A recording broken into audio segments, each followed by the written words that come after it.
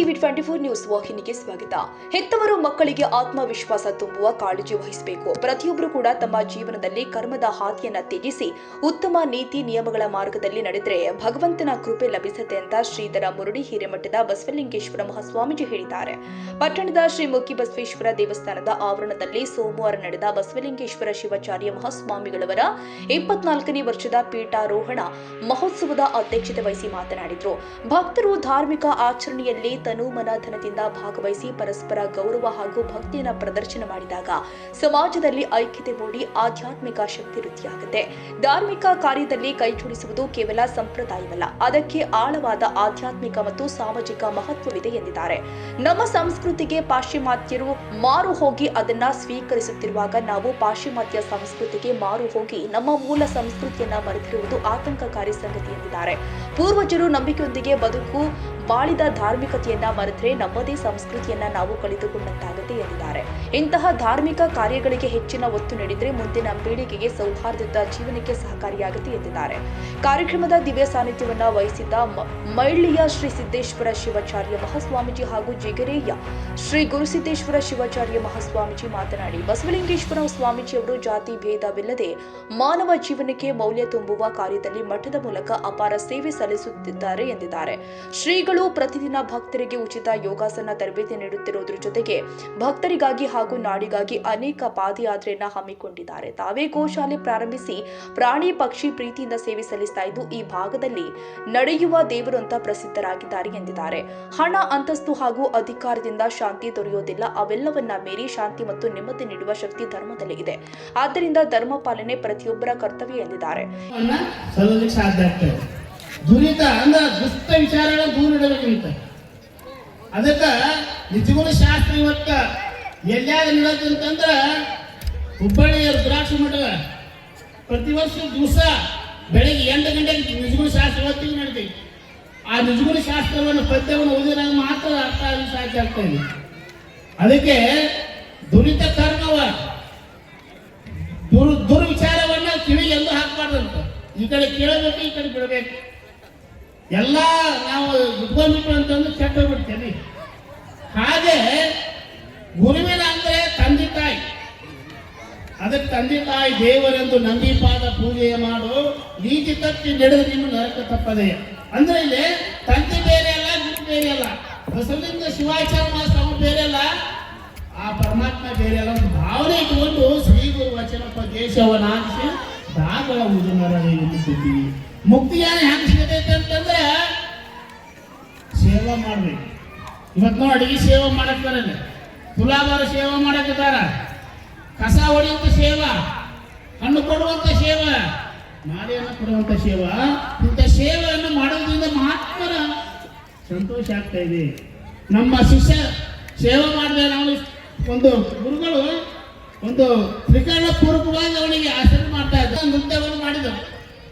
ಅವರಿಗೆ ಒಂದೊಂದು ಹಣ್ಣನ್ನು ಕೊಟ್ಟು ಪೂಜೆರು ಅಂದ್ರೆ ಇವತ್ತು ಆ ಕೀರ್ತಿ ಬೆಳೆಯುವಂತಹದ್ದು, ಮಕ್ಕಳನ್ನು ಕೀರ್ತಿ ಬೆಳೆಯುವಂತಹ ಶಕ್ತಿ ಅದು ಎಲ್ಲೈತಿ ಅಂತಂದ್ರೆ ಶ್ರೀ ಗುರುವಿನ ವಚನ ಉಪದೇಶ ಆಶೀರ್ವಚನ ಒಳಗೈತಿ. ಅದಕ್ಕಾಗಿ ಮೈಲಾರಲಿಂಗ ಬಸವ ಶರಣರು ಒಂದ ಕಾಲಿಂದ ನಿಂತ್ಕೊಂಡು ವಚನೋಪದೇಶ ಅಂದ್ರೆ ಶ್ರೀ ಗುರು ಸಕ್ರಿಯ ಆಗರ ಸುಜ್ಞಾನ ಗುರವೇ ಭಕ್ತರ ಕಲ್ಪ ತೊರೆ ಸಜ್ಜನಮನ ಅಂತ ಮಾತನ್ನು ಹೇಳಿದಲ್ಲ. ಆ ಸಜ್ಜನ ತ್ರಿಪದಿಯನ್ನ ಒಂದೇ ಕಾಲಿನಲ್ಲಿ ನಿಂತ್ಕೊಂಡು ಆ ಒಂದು ಶ್ರೀ ಗುರುವಿನ ತ್ರಿಪದಿಯನ್ನು ಬರೆದಿದ್ದಾರೆ.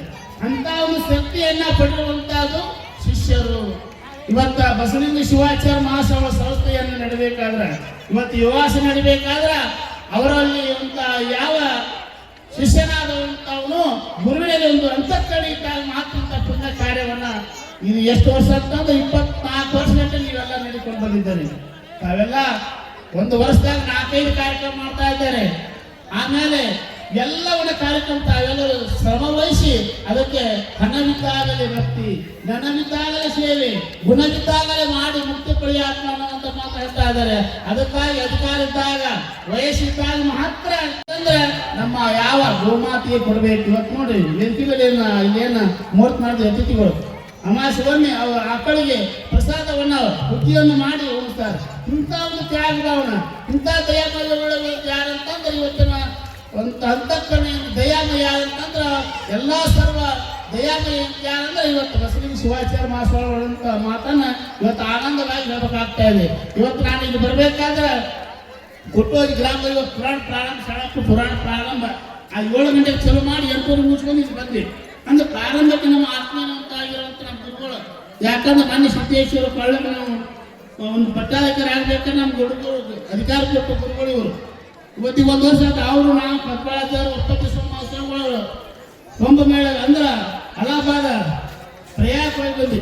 ಇಂಥ ಒಂದು ಪೂಜಾರಿರುವಂಥ ಸರ್ವೈವರು ಒಂದು ತಮ್ಮ ಒಂದು ಭಕ್ತಿ ಏನು ಹೇಳ್ಕೊಳ್ತಾ ಇದ್ದಾರೆ, ಆ ಭಕ್ತಿಗೆ ಮೆಚ್ಚಿ ಆ ಪರಮಾತ್ಮವನ್ನು ಬೇಕಂತಂದ್ರೆ ಆ ಪರಮಾತ್ಮ ಬೇರೆಲ್ಲ ಬಸವಲಿಂಗ ಶಿವಾಚಾರ್ಯ ಮಹಾಸ್ವಾಮಿ ಬೇರೆಲ್ಲ ಅಂತ ಭಾವನೆ ಒಂದು ಅಂತಃಕರಣೆಯನ್ನ ಇವತ್ತ ಒಂದು ದಯಾಮಯ ಇವತ್ತು ಸಕಲ ಪ್ರಾಣಿಗಳಲ್ಲಿ ಏನು ಕಾಣ್ಬೇಕಂತಂದ್ರೆ ನಮ್ಮ ದಯಾಮಯವನ್ನು ಕಾಣಲಿಕ್ಕೆ ಇವತ್ತಿನ ವಿಷಯವನ್ನ ಯಾವ ದುರಿತ ಕರ್ಮವನ್ನ ಪುಣ್ಯವನ್ನೇ ಮಾಡ ಅಂದ್ರೆ ನಾವು ಪಾಪದ ಕೆಲಸವನ್ನ ಬಿಟ್ಟು ಪುಣ್ಯದ ಕೆಲಸವನ್ನು ಇನ್ನೊಬ್ಬರಿಗೆ ತೃಪ್ತಿವಂತ ಕೊಡುವಂತ ಕಾರ್ಯ, ಇನ್ನೊಬ್ಬರಿಗೆ ಆನಂದ ಕೊಡುವಂತ ಕಾರ್ಯ, ಇನ್ನೊಬ್ಬರಿಗೆ ಆನಂದ ಕೊಡುವಂಥದ್ದು ಗುರುವಿನ ಅಂತಃಕರಣೆ ಕೊಡುವಂಥದ್ದು ಯಾವ್ಯಾವ ಕಾರ್ಯಕ್ರಮ ಅಂತಂದ್ರೆ ಇವತ್ತು ಮಠಮಾನ್ಯಗಳನ್ನುವಂತ ಮಾತಾಡುವಂತ ಹೆಚ್ಚಿಗೆ.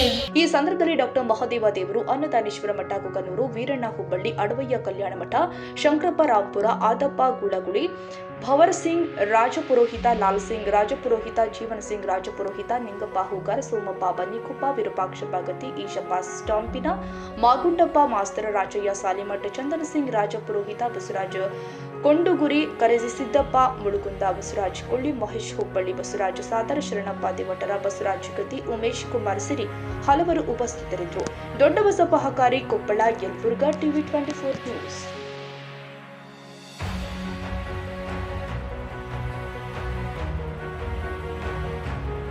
ಕನ್ನಡಿಗರ ಮೆಚ್ಚಿನ ನಿಮ್ಮ ಟಿವಿ 24 ಕನ್ನಡ ನ್ಯೂಸ್ ವಾಹಿನಿ ಇದೀಗ ಟಿವಿಯಲ್ಲಿ ಲಭ್ಯ.